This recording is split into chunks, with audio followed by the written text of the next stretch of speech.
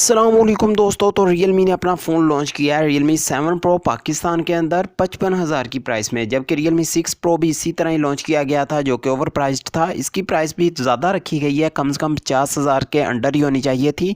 तो क्या ये फ़ोन आपके लिए ठीक है, इस पे अपना मैं ओपिनियन भी देता हूँ और आपको 2-3 मैं ऑप्शन भी बताने वाला हूँ अगर आप ये फ़ोन बाय करने जा रहे हैं। तो सबसे पहले अगर हम ये वाला फ़ोन देखें तो पिछले Realme 6 Pro की निस्बत इसमें थोड़ा इंप्रूवमेंट की गई है, यानी डिस्प्ले सुपर एमोलेड वाला मिल जाता है 6.4 इंच का फुल एचडी रेजोल्यूशन के साथ, और कॉर्निंग ग्रिल ग्लास 3 की सपोर्ट है इसमें। बैक इसकी आपको पॉलीकार्बोनेट यानी प्लास्टिक की मिलती है और फ्रेम भी इसमें आपको प्लास्टिक का ही मिलता है। स्नैपड्रैगन 720G वाला अगेन इसमें चिपसेट यूज़ किया गया है जो कि ऑक्टा कोर के सीपीयू के साथ आपको मिलता है 2.3 गीगाहर्ट्ज़ के साथ।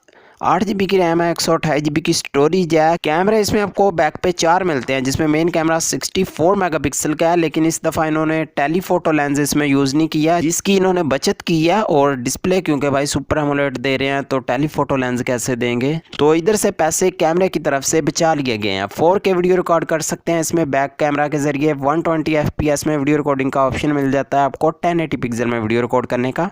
और इसका जो फ्रंट पे कैमरा यूज़ किया गया है जो कि 32 मेगापिक्सल का है, इसमें आपको डायनेमिक रेंज तो नाम की कोई चीज़ नहीं मिलने वाली, यानी कि अगर आप व्लॉगिंग वगैरह करते हैं तो फिर आपको मैं ये फ़ोन सजेस्ट नहीं करूँगा। आप सेल्फी वाला कैमरा यूज़ करते हैं ज़्यादा, तो क्योंकि इसमें आपको डायनेमिक रेंज नहीं मिलती। हो सकता है अपडेट के ज़रिए थोड़ा इम्प्रूव्ड कर दी जाए। फ्रंट कैमरा में आपको डायनेमिक रेंज का मसला फेस करना पड़ेगा इस वाले फ़ोन में। इसमें स्पीकरों पर भी काम किया गया है, इसमें आपको स्टीरियो स्पीकर्स देखने को मिल जाते हैं, साउंड वगैरह काफ़ी अच्छा आपको इसमें भी मिल जाएगा। फिंगरप्रिंट स्कैनर आपको डिस्प्ले के अंदर ही मिलता है, जायरोस्कोप तमाम सेंसर मिल जाते हैं। 4500 mAh की बैटरी है और ये सबसे सस्ता फ़ोन है जिसमें आपको 65 वाट की फास्ट चार्जिंग मिल जाती है पाकिस्तान के अंदर। फास्ट चार्जिंग के मामले में तो ये तबाही है, आपकी बैटरी 100% ये कर देगा सिर्फ 64 मिनट के अंदर, तो कमाल ही हो जाता है। इधर गेमिंग के लिए आप इसको कंसीडर कर सकते हैं अगर आपको फास्ट चार्जिंग थोड़ा ज़्यादा चाहिए तो।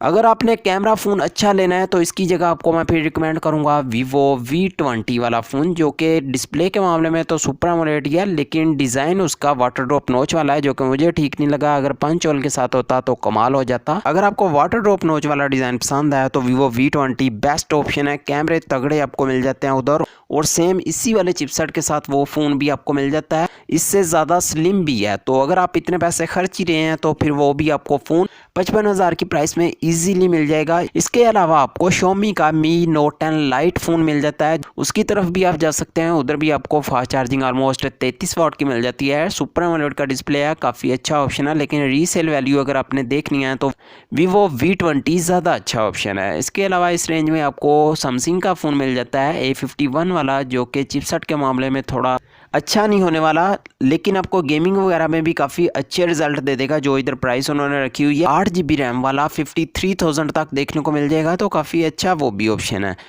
तो लेकिन अगर आपने गेमिंग के लिए फ़ोन लेना है तो Realme 7 Pro बेस्ट डील है। कैमरा बैक आपको अच्छा मिल जाएगा, फ्रंट कैमरा पे थोड़ा मसला है, अदरवाइज़ फ़ोन काफ़ी कमाल का है ये भी। लेकिन आपकी कंडीशन है इधर, आप किसके लिए फ़ोन लेना चाहते हैं, गेमिंग खेलने के लिए या कैमरों के लिए। फिर कैमरा के लिए फ़ोन लेना है तो Realme V20 ज़्यादा अच्छा ऑप्शन है। आपकी क्या राय है इन फ़ोन्स के बारे में जो आपको मैंने बताया है, मुझे कमेंट में ज़रूर बताना। वीडियो अच्छी लगी हो लाइक ज़रूर करना, चैनल पर नए सब्सक्राइब कर लेना। मिलते हैं नेक्स्ट वीडियो में। अल्लाह हाफिज़।